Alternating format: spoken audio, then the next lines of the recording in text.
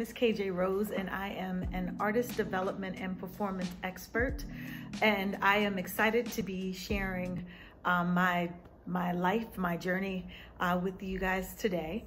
The other day I was talking to Anthony Hamilton, and we were talking about all of the background work that we had done and how we were able to make the pivot into being artists ourselves, and then for me being an artist development expert. And so I started as a background singer. My very first professional credit came from Heavy D on a song called Big Daddy.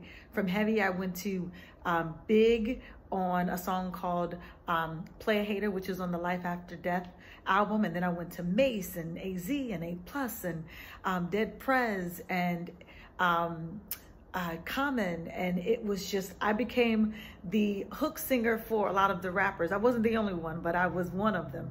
And so that was just a great opportunity to help me kind of get through my stage fright, you know.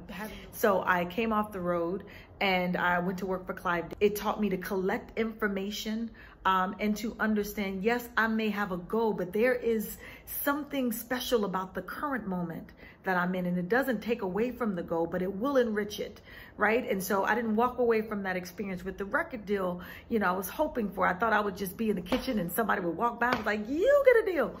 But it didn't happen like that. But instead, I gained such a level of knowledge. I watched Clive work, you know, that type of business ethic and acumen and professionalism is best when you are seeing it firsthand. You can read all about it, but there's something about watching it, seeing how it moves, seeing the results that his movement were able to garner, seeing that he never rested on his past laurels, seeing that the effort he put in yesterday has nothing to do with the effort he puts in today, because he's gonna work harder. And so after having that experience, I ended up back on tour with Janet Jackson, just because I yearned for that stage life. I wasn't quite ready to kind of step out on my own, and I felt like I still needed a little bit more time. But then after being with Janet, I said, okay, now's the time. And so I worked on my own album, and it really took a guy by the name of Rhymefest to say, when are you putting out your stuff? And I was like, well, when it's perfect. I can't do it before it's perfect. And what I learned about perfection is that it will perfect you into doing nothing, right? You will become debilitated trying to get to the most perfect place in your art, in your life, but because really you're only as perfect as this moment.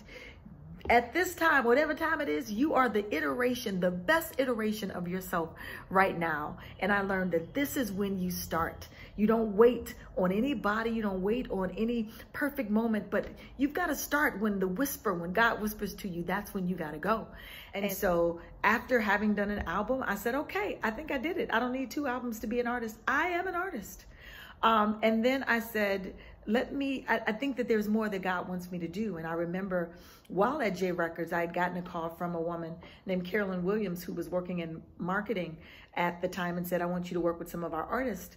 And so, you know, it was a hard pill to swallow, because you're like, but I'm an artist. Like,